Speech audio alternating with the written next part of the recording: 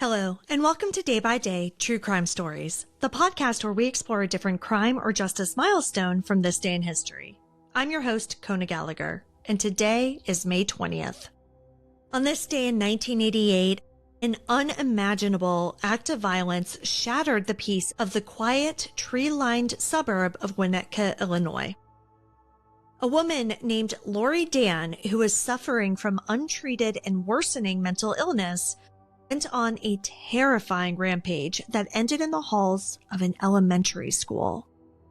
This spree left several children wounded and tragically claimed the life of 8-year-old Nicholas Corwin.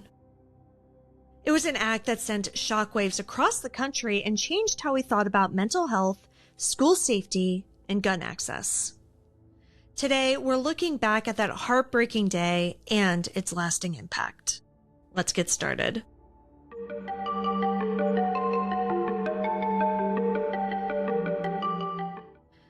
Laurie Ann Wasserman, later known as Laurie Dann, was born on October 18, 1957 in Glencoe, Illinois.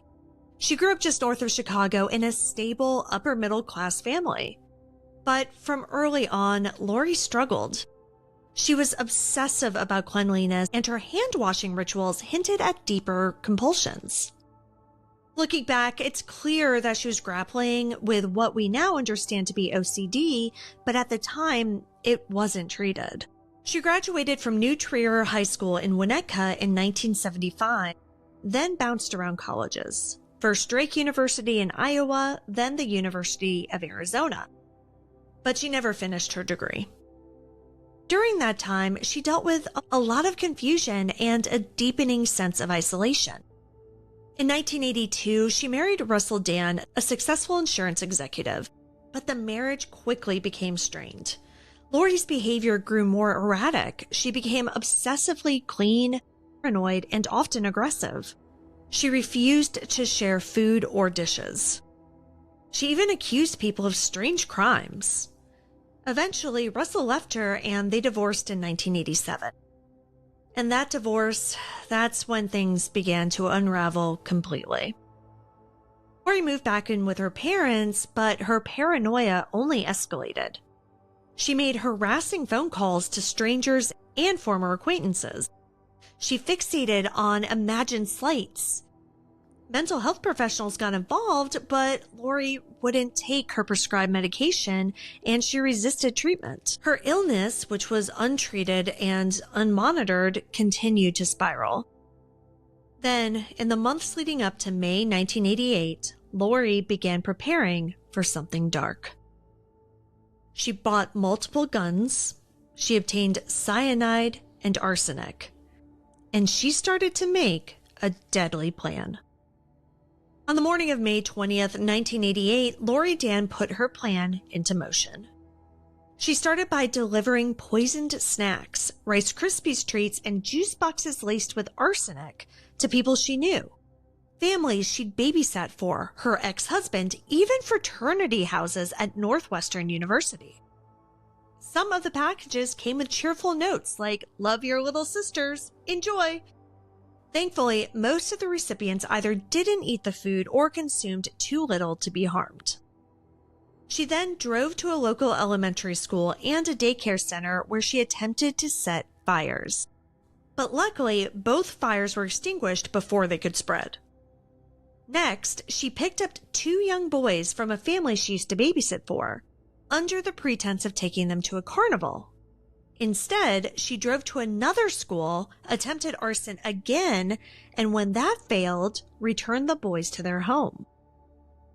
While the family was downstairs, Laurie set fire to their house and fled. Miraculously, they all escaped unharmed. And then, just after 10:30 a.m., Laurie drove to Hubbard Woods Elementary School in Winnetka. She walked in carrying 3 handguns. In the hallway, she confronted a young boy, pushed him into a bathroom, and shot him in the abdomen.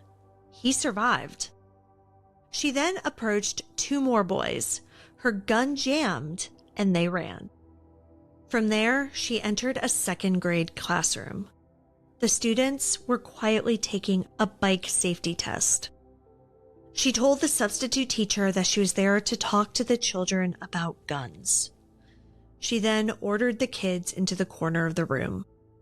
At that point, she opened fire. 6 children were shot. 5 survived. 8-year-old Nick Corwin did not. Laurie fled the school and entered a nearby home claiming she'd been assaulted and needed help. She then held the family, the Andrews, hostage. When 20-year-old Philip Andrew tried to intervene, Laurie shot him in the chest. He somehow survived and escaped to get help. As police surrounded the home, Laurie retreated upstairs. After several hours, she took her own life.